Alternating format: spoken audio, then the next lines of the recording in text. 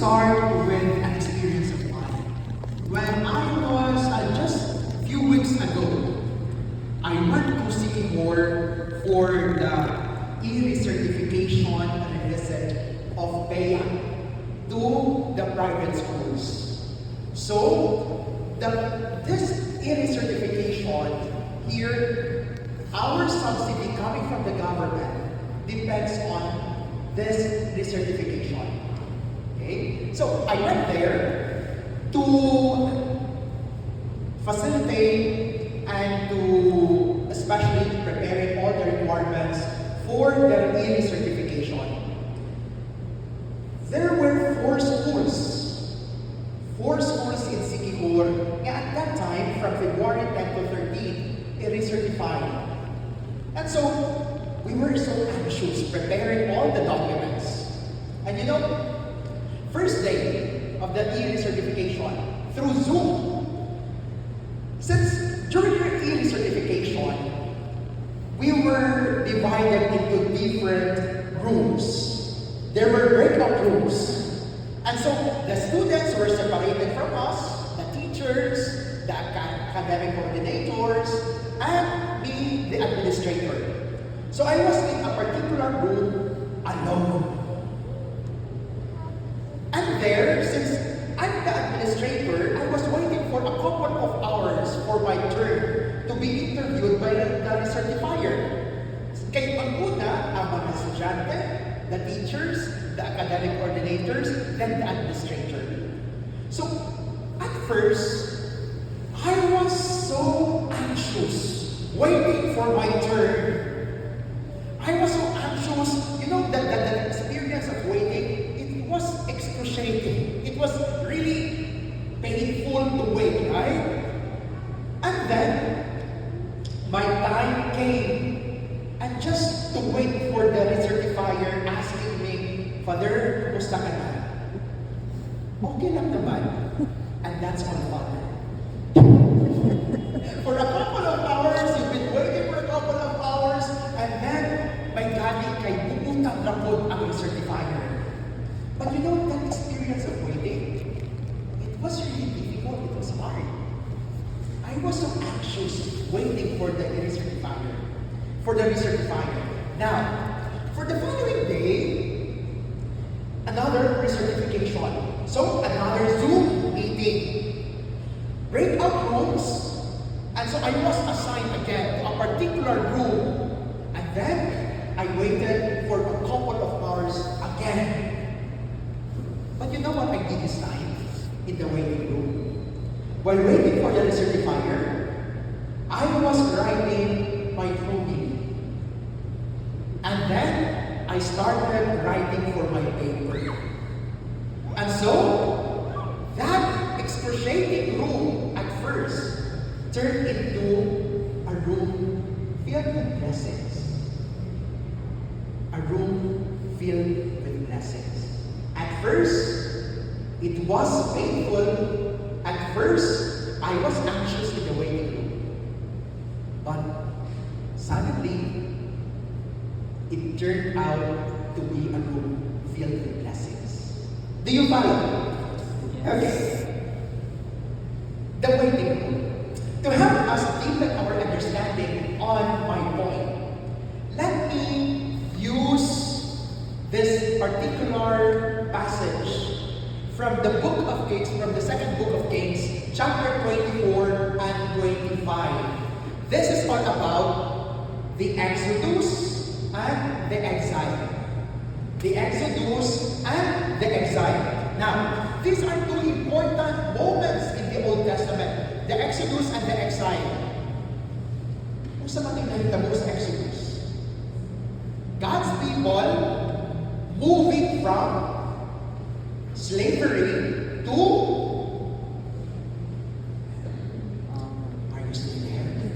so God's people moving from slavery to the promised land. So that was the Exodus. How about the exile? God's people moving from slavery from the promised land to back to slavery. So again, two important moments. The Exodus, the exile. The Exodus, God's people moving from slavery to the promised land. The exile, God's people moving from promised land to back to slavery. Now, have you experienced that kind of life? Have you experienced having that freedom, total freedom, where you are free to do this and that? Diba, lamig kayo. Lamig kayo na free ka, namubuhat ani, mamubuhat anak. It's so nice, but all of a sudden, you find yourself back in the same spot where you used to be. Like for example, nabayra na di mo tanan, di mo utang sa iyong credit card. It's so nice. You were able to pay everything. But after some time, back into the habit of swiping every day and adding to cart every day. Sounds familiar. And then you have experienced already this liberation, this freedom, nakabayad na Diyos ko. But all of a sudden, nibalik na po kasi yung habit of swiping every day and adding to cart every day. Or maybe, you have experienced in your life, maybe, you have entered into a toxic relationship. And then you have realized, ay, hindi siya nako para nako, Father. He has been hurting me all throughout this time. And so you realize that. You have that realization. And so you ended the relationship. You ended the toxic relationship, liberated. Then, now, entertaining the same kind of people with those red flags. Ay, Patrick, bakit ay lahing siya? Taga. Liberation, then back to, again, to a toxic relationship. Sisters and brothers, places we thought we walked away from already. But now, you find yourself back in the same place. We call it backsliding. Or for the young people right now, makatulog regarding music. O sa madaling ingon, ay nag-relapse. Nag-relapse. Nag-relapse na po. Oo, nakahintog na po siya siyang kagahapon. Places we thought we walked away from, but now we find ourselves back in the same place. Backsliding. Sisters and brothers, in the story of the Exodus and the exile, the Israelites are already in the promised land, the land of milk and honey. Lipay na kayo sila. Lipay na kayo kay promised land. This is the promised land. They think that this is it. Until something happens. Until something happens. The Exodus, the exile. What is your Exodus today? My dear friends in the Lord, what did happen during the exile? During the exile, first stage. Again, the exile is all about God's people moving from the promised land to back to slavery. So that is the exile. Now, what's the nahita po? In the story, first stage, conquered. It says, at that time, the officers of Nebuchadnezzar, king of Babylon, advanced on Jerusalem and laid siege to it. Laid siege to it. The Israelites thought that they were free men, only to be enslaved again by the Babylonians. So, conquered. The second stage, plundered. As the Lord had declared, Nebuchadnezzar Nebuchadnezzar removed the treasures from the temple of the Lord and from the royal palace and cut up the gold articles that Solomon, king of Israel, had made for the temple of the Lord. Goods were stolen, material possessions were grabbed, the temple was desecrated and plundered. So conquered, plundered, and the third stage, deported. He, Nebuzaradan, the commander of the guard, carried into exile the people who remained in the city, along with the rest of the populace and those who had deserted to the king of Babylon. So, what does it mean? This was the worst. Kaya naman, because this was the time when they were actually deported from Jerusalem. Imagine that you were uprooted from where you called home. This is the promised land. And now you are in a completely foreign country without anything except your own breath. Di ba makaluluoy? You have nothing except your own breath. So again, that's the exile. First stage, conquer. Second stage, plunder. Third stage, deported. My dear friends in the Lord, maybe some of you feel like that. Maybe some of you feel like that. Maybe right now you have this Babylon. You have this place in your life.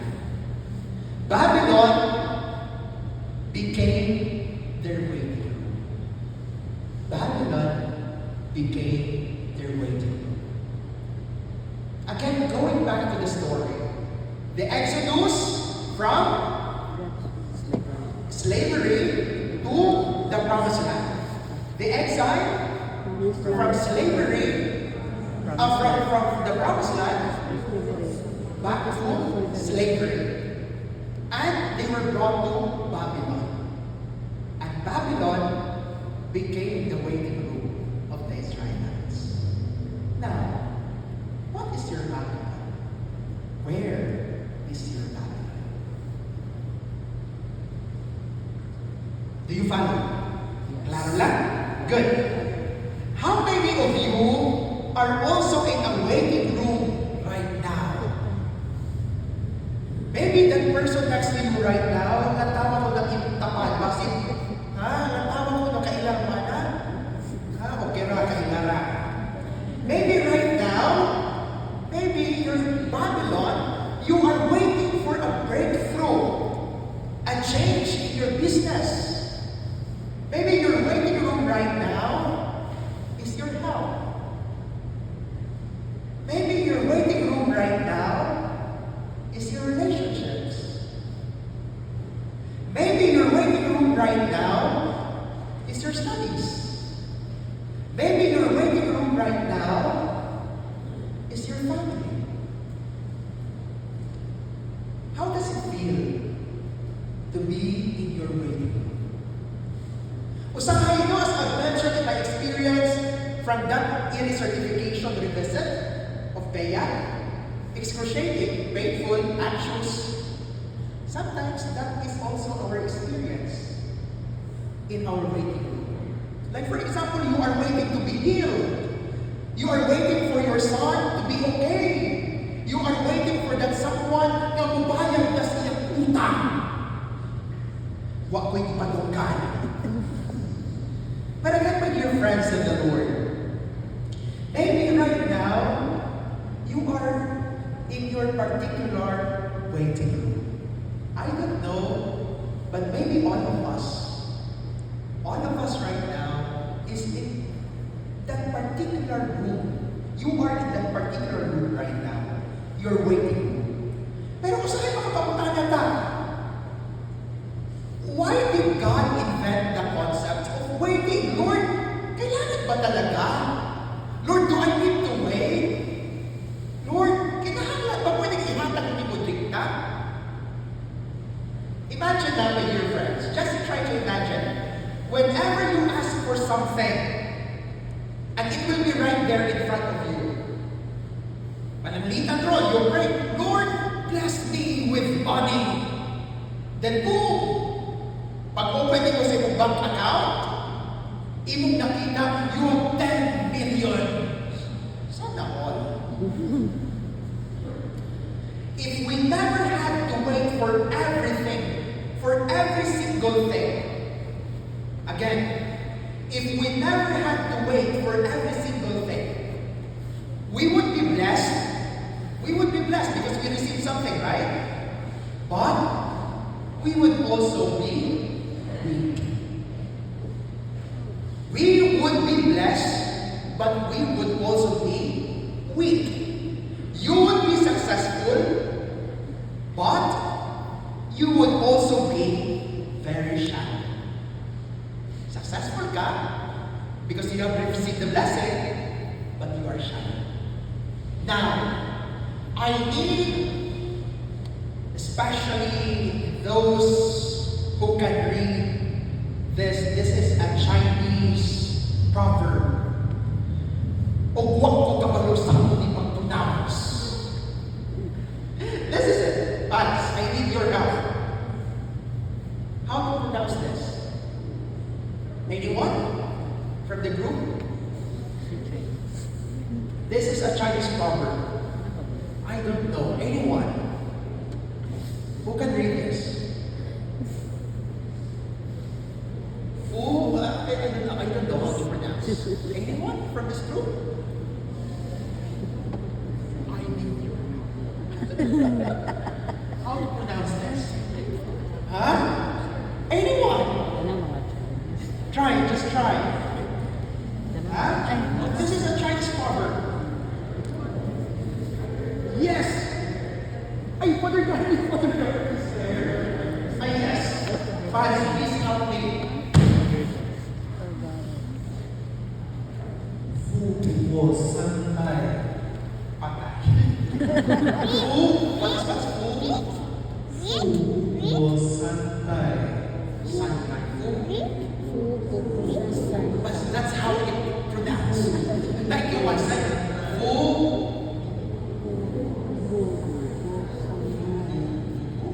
Santai.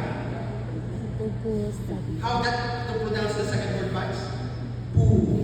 The second. Pu.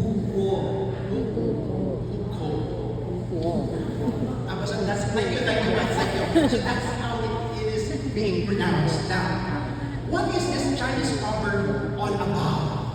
I've been looking for a Chinese proverb because this is a Chinese parish, so I need to have a Chinese proverb as well. What does it mean? It means wealth does not pass 3 generations. What does it mean? According to a talk I attended in Cebu, 88% of family businesses don't make it beyond the 2nd generation. And according to the speaker, and only 3% of those that make it to the 3rd generation actually makes it to the 4th. So dili yun mag-pass on ang tanang wealth or kabdangan sa mga tao nga, especially families nga na sa business. Why? Kaya naman, because the experience of the grandparents and the parents are different from the experience of the grandchildren. Kaya mga grandparents, nagkakamot pa din sila.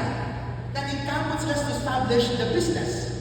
And yet, the grandchildren are handed everything on a silver platter. And that is why, dili yun mapass on ang tanang kabdangan. Maunang kalamitan sa mga businesses na abiuban na mapagpasa na sa 3rd generation, usahin po sirado na kay dili na masustain. Do you follow? That is the Chinese proverb all about. Wealth does not pass 3 generations. For families into business, they have this family workshops. Family workshops, seminars, in order for their grandchildren, informed about how to handle the business. Okay? So, why I'm talking about this? Because again, my dear friends, talking about going back to waiting, if we don't know how to wait, kung hatagan ng taglikta, we would be blessed, but we would also be weak. You would be successful because you have everything, but in the end, you would also be very shallow. Sisters and brothers, waiting is important. That is why waiting is important. In those moments of waiting, the Lord works on our character. Again, in those moments of waiting, the Lord works on your character. Because in those moments of waiting, my dear friends, the Lord works on your character. He makes you patient. He makes you humble. He makes you grateful. Sometimes, diba, if we are in that waiting room, if we are reflecting on something, on our particular experience, we thought that everything is painful. We thought that, Lord, kung na magkaya mo ang ipanghatag na ako. But if we reflect on it, there are still a lot of blessings that we have received from God. Amen? Amen. Now, here's my favorite word. He makes us faithful in the act of waiting. In those moments of waiting, the Lord works on our character. He makes us patient. He makes us humble. He makes us grateful. He makes us faithful. I could still remember my experience way back a few years ago. Some of you knew this story already. This is a personal story. I could still remember I decided to build a house for my parents. I decided to build a house for my parents. And you know, what I did, I made a loan sa different cooperatives sa Dumaguete. Wait.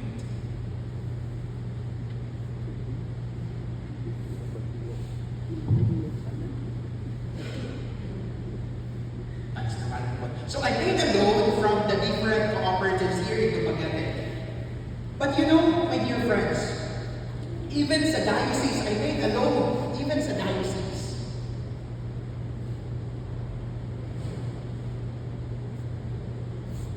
Okay.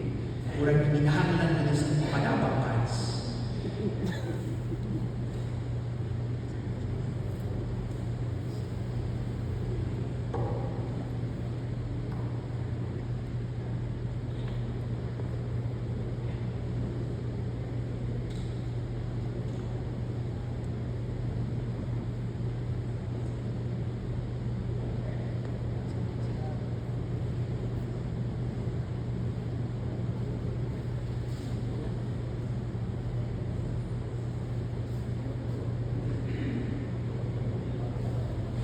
Okay, so